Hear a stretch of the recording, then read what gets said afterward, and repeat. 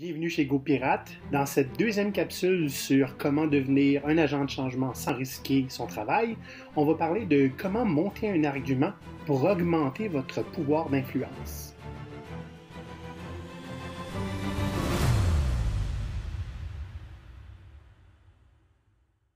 Un des éléments extrêmement importants quand on veut apporter un changement sur notre environnement, c'est être capable d'aller voir ses supérieurs ou ses collègues, puis leur vendre votre idée.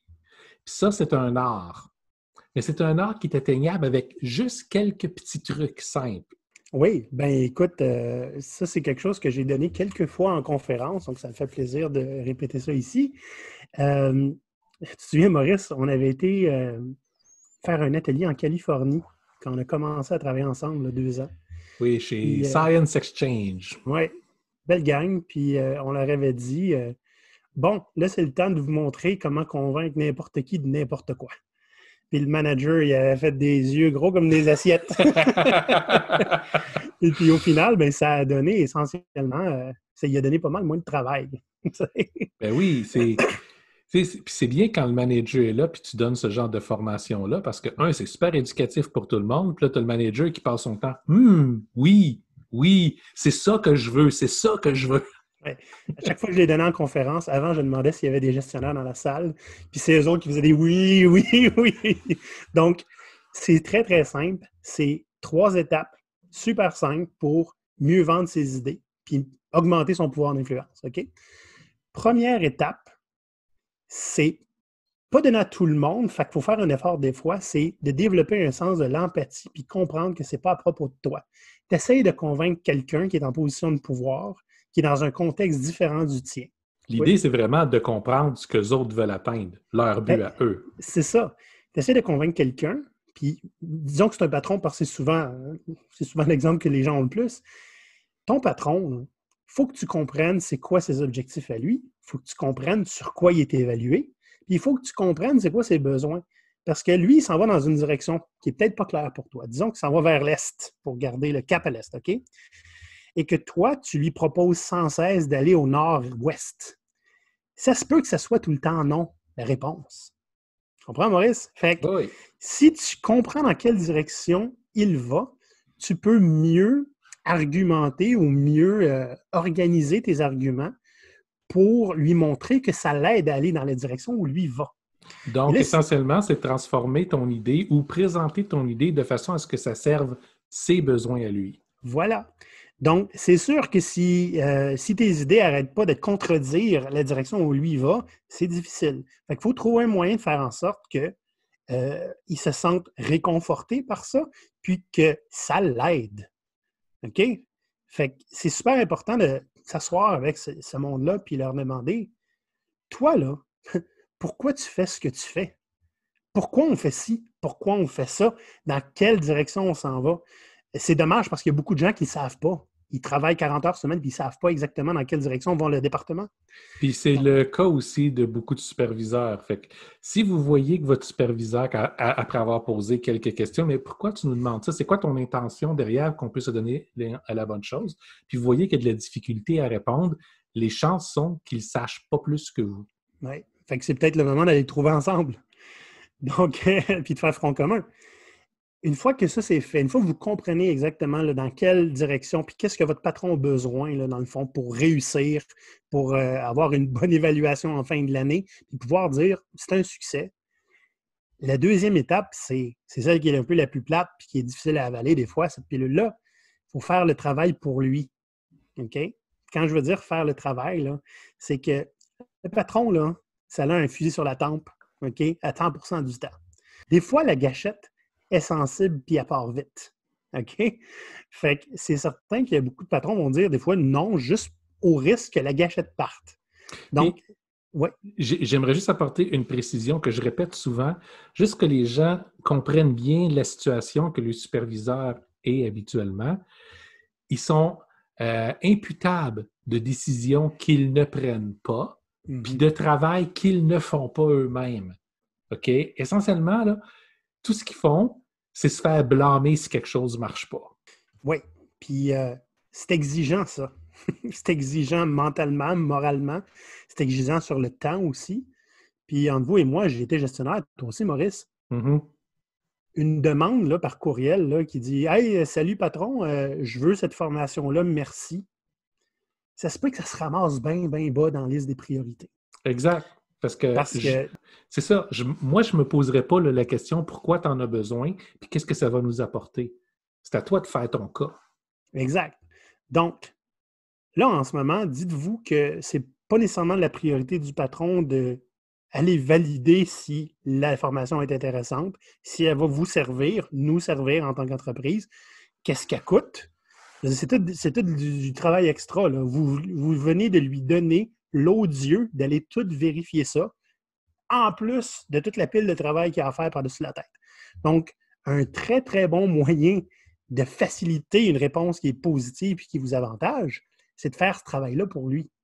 C'est pour ça que je dis, c'est plate, il faut travailler. Oui, mais vous êtes pas mal plus en contrôle de ce qui va arriver comparé à le courriel de « Salut patron, je peux-tu savoir cette formation-là? » Vous devenez en contrôle du narratif. C'est-à-dire, Voilà. vous qui allez pouvoir expliquer en quoi ça va aider vous, le patron, le département. Donc, profitez-en. Là, vous avez rarement cette occasion-là, à part quand vous demandez quelque chose. Donnez-lui ses arguments, puis parce que lui, il va devoir les justifier aussi. Hein. Ben, lui, ça se peut qu'il ne prenne pas les décisions sur les formations, pour garder l'exemple.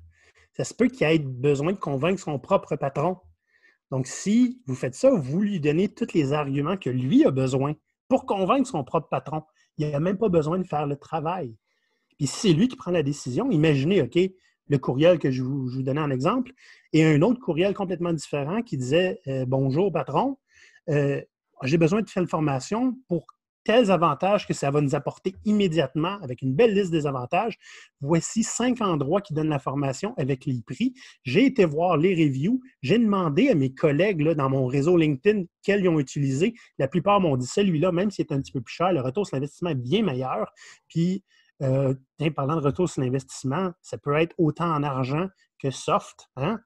Si on fait ça, ça peut augmenter la valeur de notre produit, ça va réduire les frustrations dans l'équipe, donc monter la motivation, réduire les départs, puis augmenter l'engagement. Quelqu'un qui se fait dire ça par courriel versus « voilà un lien, puis je peux-tu avoir la formation, s'il vous plaît? » Ça se peut que le deuxième, tout ce qu'il a besoin de faire, le patron, c'est de dire « où est-ce que je signe? » Ben, c'est pas la même game. Puis non seulement il y a plus de chances que ça vous donne ce que vous voulez maintenant, mais vous augmentez votre crédibilité auprès du patron. Ben oui, il y a de l'initiative, ce gars-là. Il a fait ses Absolument. devoirs. Mais oui. Initiative, professionnalisme, t'es intelligent, sait comment donner les bons arguments, ça, c'est quelqu'un à surveiller. Puis en plus, il me sauve du temps. Ah, J'ai pas besoin d'aller chercher tout ça. Donc, ça, c'est la deuxième partie. C'est la plus importante, mais ça vous apprend à aller organiser vos arguments aussi en fonction d'aider quelqu'un à atteindre son objectif. Et ça vous apprend à faire vos recherches puis à ne pas devenir paresseux aussi, à juste souhaiter, on va lancer ça dans l'univers, on croise les doigts, après ça, on se plaint qu'on a un nom. C'est pas le même genre de personne non plus. On finit par devenir bon à faire ça, puis notre influence monte automatiquement. Là. Puis maintenant, il reste un dernier élément juste pour réussir à clouer tout ça en place. Oh, puis c'est plus le fun en plus. Il faut s'arranger pour que ça soit très, très difficile, voire complètement idiot de vous répondre non. Puis un des bons moyens de faire ça, là, hein, on parlait de retour sur l'investissement, etc. On peut faire des beaux tableaux avec ça.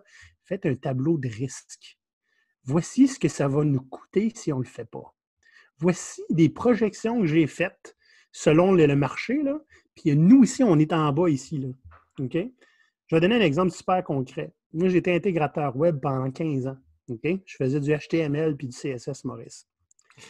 Puis avant que la technologie soit beaucoup plus avancée, là, je faisais ça à la main. Là, puis quand HTML5 est sorti, je suis vieux comme ça, quand HTML5 est sorti, eh bien là, moi, je suis allé voir mon patron, il faut qu'on fasse, on mette du HTML5 sur tous nos sites. On avait à peu près 80 sites. Le patron a dit, tu fous, toi? Ça n'a même pas été testé. Si ça brise, il faut recommencer tous les sites. Ça a été non. Ça a été non pendant 6 mois. Jusqu'à temps qu'à un moment donné, je tombe sur un article technologique qui disait Google va commencer à pénaliser les sites qui ne sont pas en HTML5. oh, là, j'ai trouvé le risque qui faisait mal. Et le lundi d'après, tous nos sites étaient en HTML5. Ça s'est super bien passé. Et j'ai trouvé le talon d'Achille un petit peu. Fait qu'exposer des risques, d'abord, ça nous aide à travailler la transparence. Tu ne veux pas cacher ça à un patron, tu sais. Puis, c'est dommage un petit peu, mais tu sais, quand tu te mets en équipe pour essayer de trouver des risques, parce que toute l'équipe va avoir un oui du patron, puis tu vas voir le patron en équipe, et tu te dis, voici les risques, on les connaît tous. Es-tu prêt à les prendre? Ouais, là, t'as l'air fou. Ça se peut qu'ils disent oui. J'en ai connu qui disent oui, je suis prêt à le prendre le risque. À ce moment-là, c'est une belle porte ouverte pour avoir une discussion avec, parce que moi, si je me faisais dire ça, je serais vraiment curieux de dire, OK, mais pourquoi? Qu'est-ce qu'il y a que moi, je ne vois pas? Puis t'apprends. Tu laisses le patron s'exprimer, puis s'il a raison, tu lui dis, je comprends, tu as raison. Puis, exposer des risques comme ça, que un, comme je disais, tout le monde les connaît, et deux, le patron, c'est sûr qu'il n'est pas obligé de prendre une décision sur le champ, mais va probablement être plus ouvert à avoir une discussion sur ce que vous voulez apporter, et peut-être que vous allez trouver un terrain d'entente aussi, un juste milieu qui va être intéressant. Donc, tout ça vaut mieux que faire une demande dans les airs, sans argument, sans connaître les risques que ça coûte de ne pas le faire, et de juste croiser les doigts. On voit cette tactique-là fonctionner partout où on l'a emmené. Okay? L'idée est essentiellement d'ouvrir une discussion, puis de montrer son professionnalisme, puis son assiduité à faire sa recherche, puis donner de la bonne information. Puis avec l'idée des risques, c'est si tu es assez brillant pour présenter ton idée comme tu l'as faite, bien, probablement que les risques que tu vas souligner ne sont pas en l'air non plus.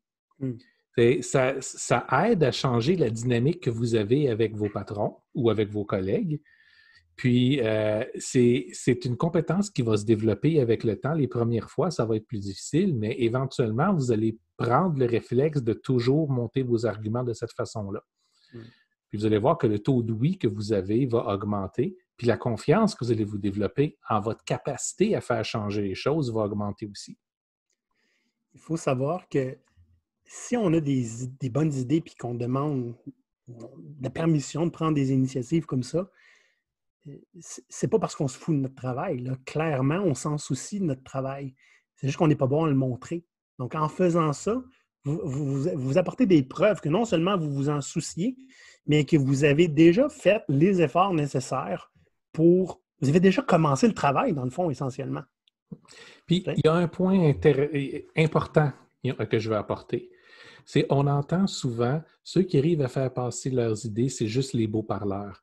Avec quelque chose comme ça, si vous n'êtes pas un beau parleur, mais vous êtes capable de monter un argument, pas besoin d'être un expert en rhétorique. C'est juste des faits clairs, ça peut être des bullet points, mais n'importe qui est capable d'utiliser cette technique-là.